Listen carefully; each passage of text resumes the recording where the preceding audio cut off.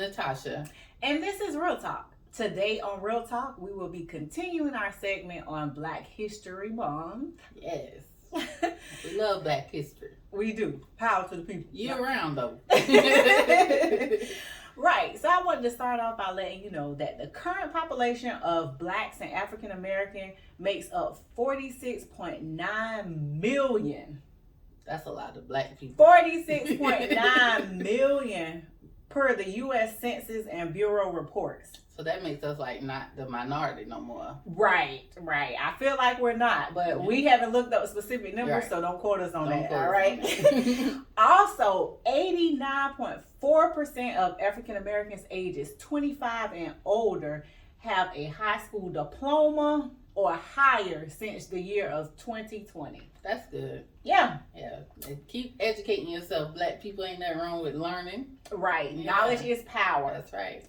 So we just learned today that we didn't know Black History Month had themes. Mm-hmm. So this year's theme is health and wellness. Right. And so the past years have been family, Black migration, Black women in America, culture, and history, as well as other topics. Right. If y'all knew that, comment, because I had no idea. And I'm 40 years old, and I did not know that. Child, she want to say her age, that she's 40.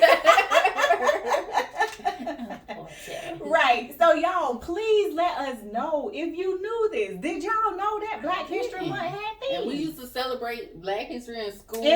And we didn't have a theme. I don't remember. Never. So, at what point... Y'all do some research for us this time. At what point did Black History Month start having themes? Because we need to know. I want to know. We need answers. That's some of the history in the Black History Month. Right. Right. We need answers because I don't know when that came about. So this month is health and wellness. So I guess I'm going to focus on being a little more healthier. What about you? I'm going to try. That's all I can say. But only for the month. No, I'm joking. But no, for the year. And I feel like, it's already on that type time. Yeah, I feel like it's good for us as African Americans, as Black people, to actually focus on our health and wellness. Because if you know that we're the main ones that have high blood pressure, diabetes. What else? Another one we have? I know high blood pressure and diabetes are the main ones that run rampant amongst the African American culture. Kidney problems, a lot of that is kidney failure. Yeah, in Black community. Yeah, and then the kidney failure come from having diabetes. Yeah. So, we need to start really taking care of ourselves. Yeah. And then with this month, this year for Black History, the theme being health and wellness. Focus on your health for this month. Even if you don't do it throughout the year, start this month focusing on your health. Yeah. And then from there, just start incorporating into your day-to-day life. Because we got to get it together, y'all. Yes. We have to. I was just having a conversation with my mama about that. I was like, I'm starting to feel it now, so I need to change. Y'all, she only been 40 for 5 days. Killing me. Old age. Let me see. Let me look at my watch. What's the date? The date is the 4th. It's been about 5 days. Dead on 5 days. I wish I would have started working out consistently back then because it's catching up with me now. Oh, God. Y'all, I'm so over. Tough. We're going to get back to this Black history, though. And let me say it grammatically correct since we are in Black history and I want to represent our elders and our ancestors well. We're going to get into this Black History Month. We are. And we're going to go ahead and get into it. Tasha, who you have? Tell me who you have. Well, for my first person that we're going to be discussing, it is Fred Hampton. Fred Hampton. Tell me about him. Did he create the Hamptons? No, I'm joking. My God. But tell me about Fred. Fred Hampton was an activist in the Black Panther Party. And he was so young. I did not realize that he was only 21 years old when he passed away. Oh, wow. He had done a lot. Do we know why he passed away? Yes, we do. Okay. Go ahead. Get to it. I mean, I'm like 21. Wow. Yeah, what happened? Because he had done so much in his little short time span that he was with the Panthers. Like, he made a great impact. So anyway, he was born on August 30th, 1948. And he started what was known as the Rainbow Coalition, which was an organization. Yeah, you heard of that before, I've heard of it, but the one Rainbow Coalition that I know of now today is for LBGT and all of that community. No, but that's the Rainbow Coalition I know of today. So I'm not sure. So tell us about his Rainbow Coalition. Started in Chicago. Okay. So his Rainbow Coalition was for an organization that fed the poor and homeless urban city kids. They used to go out and do lunches and breakfasts and everything. So he started that within the Black Panther Party. And then they started in his city, and then they made it nationwide. All right. So, the Black Panthers used to feed the homeless and feed the kids in the inner city and all that. So he was the one that started that. Okay. Yes. And let's see what else we got. Okay, so he was only 21, like I said, and J. Edgar Hoover placed him on the most wanted list on the FBI.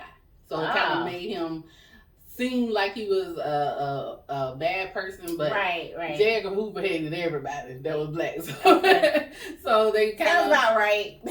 So J. Edgar Hoover sent in an informant, which was a black man, to join the Black Panther Party. Okay. And this guy became friends with Fred Hampton, and he ended up drugging him.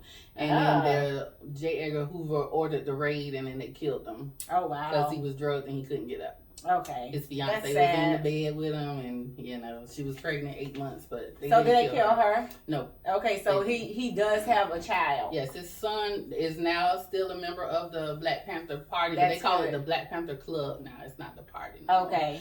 So he runs that.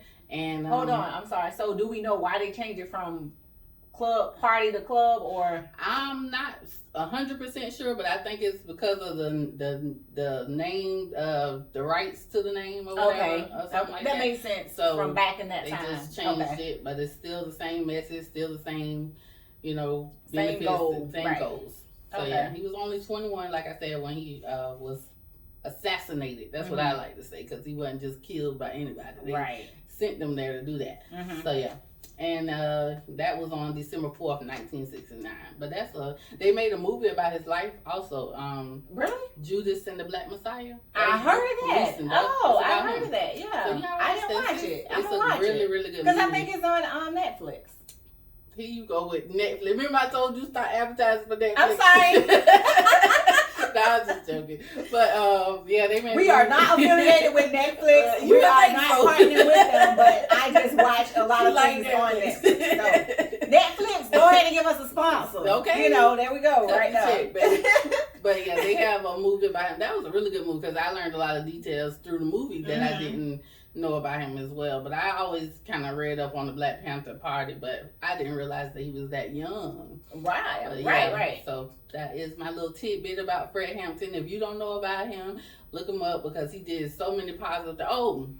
The one thing that they got him for, J. Edgar Hoover had him arrested for, was stealing ice cream sandwiches. He went to jail for that. And he did like 5 years. And he didn't do it. They bought the ice cream for the kids or whatever, but they kind of tried to make it look like he stole it. And it was only worth like $70, and he did 5 years in jail for that.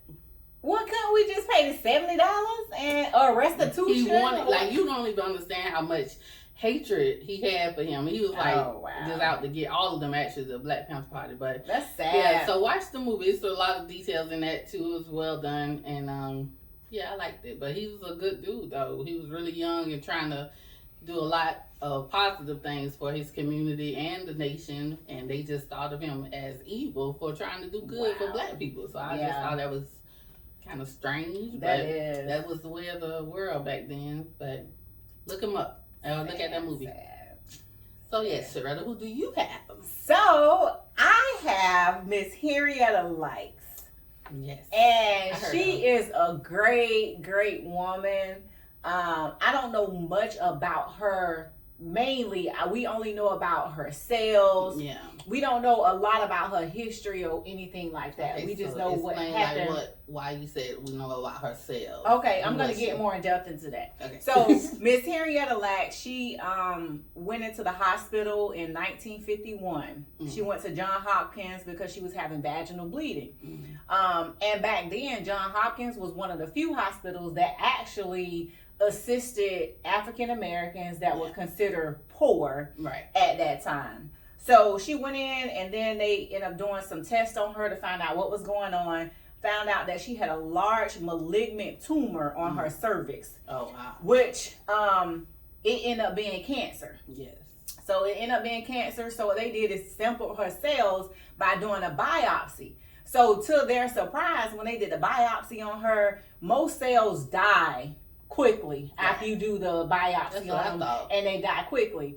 Henrietta Lacks, her cells doubled every 20 to 24 hours. Wow. Meaning it was like they were replicating almost every 20 to 24 hours. So and that's not common. And that's not common at all. Right. And so based off what I read, I'm not sure how true the source that I read was, right. But based off what I read, when your cells are multiplying like that, that's what caused her to actually end up dying from the cancer, because it was spreading faster in her body. So it was already multiplying. It was multiplying in her body already. Okay. But when they removed the cell, they realized that, hey, we can use this for research, because it can help us to be able to test these cells versus having to test on actually human or live person. Right. So that's what her cells are known for. They call her cells, they named it the HeLa cells, which is the first 2 letters of her first name, first 2 letters of her last name. Wow. So that's like the little nickname that they have for it. So now her cells have been used throughout the years. Her cells been used over 70 years, because you got to understand, she passed in 1951 is when she ended up passing. And so the cells was able to replicate for over 70 years. They've been using her cells for various vaccines. Even in the source I read, it even stated that her cells was used to actually help create the COVID vaccine. Wow. So her cells are still helping us to this day. That's amazing. So I'm like, that is amazing. And I feel like if any woman that's able to do that, she's a great woman. I don't care. A black woman. And a black woman at that, yes. And so my thing is, I want to do more research on her to find out more about her. Not just what her cells was able to do, but like find out more about her. Yeah. So she was fairly young though. I think she died at like age 30. It was like 33 or 30 something like that. I can't remember the exact age, but it was around in her 30s. And she already had, I think, 1 or 2 children that she had. So that was my person, was Miss Henrietta Lacks, and like I said, she was a amazing woman. Yeah, that was very interesting when I first stumbled across that story, because I was always under the impression that cells die once you die, and then you was like, they multiplying and multiplying and multiplying. Right. And she been dead for like 70 years. Yes. I'm like, dang, that's 70 crazy. years. They also had a movie about her as well, her life, the life of her cells and her children, and it's called I don't know. Wait, I'm gonna Google it and look it up. Her name is in the title. It's Oprah Winfrey's in the movie. I do know that. Okay, so I'm gonna look it up. It was a good movie too. I'm gonna look it up. So I watch a lot of black films, if you didn't know this. So we're gonna get into some fun facts about some other people that we know that are in Black history. Some of the names that we researched, we didn't even know anything about some of these people, but we just want to share them with you all. So in February 15th, 1968, Henry Williams, he became the first Black to lead a symphony orchestra in the U.S. That's Henry Lewis. Henry Lewis, what did I say? Williams. Henry Williams. I don't know where I get Williams from, y'all. Henry Lewis. Yeah. He was the first Black to lead a symphony/orchestra in the United States. Yeah. And I'm like, I want to go see an orchestra. That's something I always wanted to do. I find it different. We went to see one when we was in like 4th grade. I don't remember. I know, but I'm just saying. I remember the experience. You know what we did in chorus. Yes. In chorus, we went. I remember that we went downtown to the what's that? Yeah, right I know there. exactly where it's at, but I don't know the name. I forget the name. Not the Florida Times Union. It's across from the Omni. It is. It's the Times Union, the Florida Times Union. Okay. Or that's what it was. They might have changed the name by now. But yeah, that's where we went to see it at. I remember chorus. You remember? Oh God, we used to go singing everywhere. You can still sing, sis. Me. No. We gonna have to edit that out. Well, yeah, we did go see an orchestra or a symphony, and we can thank Mr. Henry Lewis for that. Yes, and then shout out to Miss Hines. Miss Hines. Oh God. I haven't seen her in years. We're going to have to check her out. I know. We're going to Google her. We're going to Google everybody, y'all. Okay? So who you have? Who you want to talk about? Okay, so I am going to talk about Harry S. McAlpin. What did he do? And he was the first African American to attend the White House press conference. Oh. And that date was February 8th, 1944. So, everything was segregated back then. So it's a big accomplishment that he was allowed to go to the White House at those times because, we wasn't even allowed in the same buildings. They had everything whites only, blacks only. So for him to be included in that was a good thing. Yeah, that's a big deal. Yeah. Okay. So, February 13th, 1923, the first black professional baseball team was originated, which was called the Renaissance. Yeah. That's cool. And who was the first black baseball player? You remember? Was it Jackie Robinson? Was he the first? I think he was the first one to make it to the major league. Oh, okay. I don't think I guess that would make him the first one in there if he was the first one in it. So I guess, yeah. I know he played, but I'm not sure who was the first one. Yeah. So yeah. All right. Who you have now? Okay, my next person is Rebecca Lee Crumpter. Okay. And she was the first black woman to receive a medical degree, medical doctorate in February 24th in 1864. So shout out to the women. Okay. She became a doctor. Oh wow, that is major. When did slavery end? I don't want to say the wrong date because it was that during slavery time. I don't know. I believe it was. I think so. That's a major accomplishment. Yeah. Also, if that is even then back then because they didn't want us to read or write. Whether that was for her to before go to or after. college at all during that time is like a major thing. So that's shout out to Miss Rebecca Lee Crumpter because she was the first one to say, I'm gonna be a doctor. Ain't nobody gonna be no slave around here. Right. She got her degree. Come through. She became a doctor so she can deliver those babies. Yes. Yeah. That's cool though. Or whatever. I don't know if she delivered babies. I just said that. I just made it up. But she became a doctor. I need to look that up because that's interesting to know also. But yeah, just to even be able to read and write was like an accomplishment for a black person back then. So imagine her going to graduating from middle school, high school, and then college to get an actual degree. Medical school. Because that's a whole nother 8 years or something like that. She got the funds to do that. Hey, did they somebody charge for saw college? something in her. They charge for college. Back then? Okay, because I know. They saw something in her because I think if it was free, all of our ancestors should have had a degree or something if it was free. That's something to look up too. I want to know how she funded them the college. But just knows it. Her master paid for it. He loves her. Okay, so moving on. All right. So February the 27th, 1988. She was a figure skater, Miss Debbie Tummon. She became the first African American woman to win a bronze medal in the Winter Olympic Games. Awesome. As a figure skater. I used to love to watch the figure skaters when I was little. Like, they used to be flipping on those skates. And I'm like, I could barely roller skate. Flipped in the air and be like, oh, where am I going to land? That was hard to do. So that's great. And she got a bronze medal. Bronze medal, yes. Awesome. I know. Remember we used to go skating? Mm-hmm. Yeah. Every Friday.